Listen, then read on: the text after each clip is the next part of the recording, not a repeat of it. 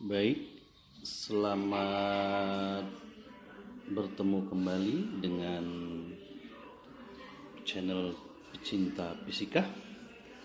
Hari ini kita khusus akan membahas materi kelanjutan dari yang kemarin sudah kita bahas, yaitu tentang momen sebelumnya, momen gaya. Nah, sekarang saya mau coba ke momen inersia.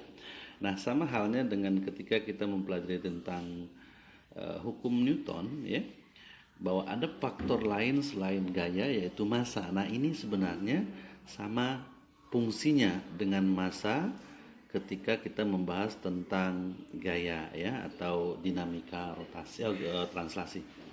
Baik, yang namanya momen inersia itu sebenarnya nanti kita bagi menjadi dua. Yang pertama nanti khusus untuk benda titik. Nah, benda titik berarti ukurannya bisa diabaikan, ya. Nah, untuk benda titik nanti rumusan yang berlaku untuk mencari besar momen inersia adalah nanti perkalian antara massa dengan jaraknya terhadap sumbu putar. Nah, berarti nanti ini kita lambangkan sebagai mr kuadrat, gitu ya.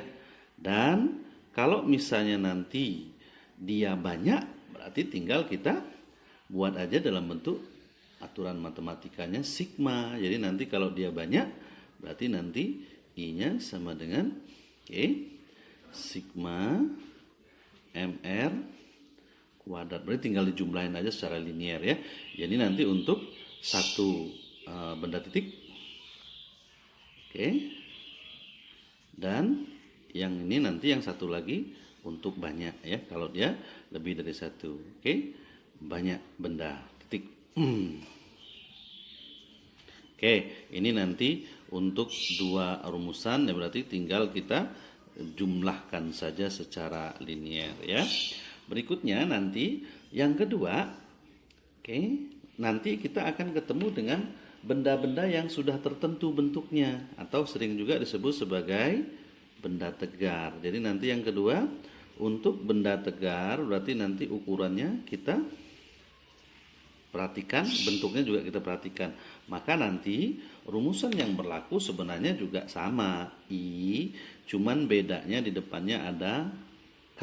K itu disebut sebagai konstanta inersia nanti, ya, dimana nanti nilai K itu bergantung dengan bendanya. Umumnya nanti, ya, benda-benda yang sudah diketahui momen inersianya atau konstanta inersianya biasanya nanti di buku kalian pasti akan disebutkan. Sebagai contoh, yang paling sering dipakai itu adalah nanti silinder pejal, bola pejal.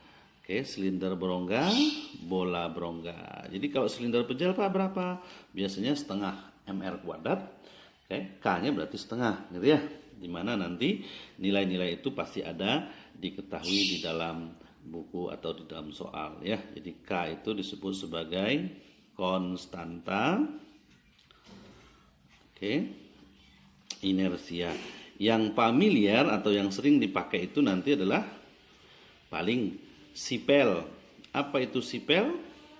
Sipel itu silinder pejal. Untuk silinder pejal berarti dia nanti K-nya sama dengan setengah. Nah, itu tolong diingat aja nanti.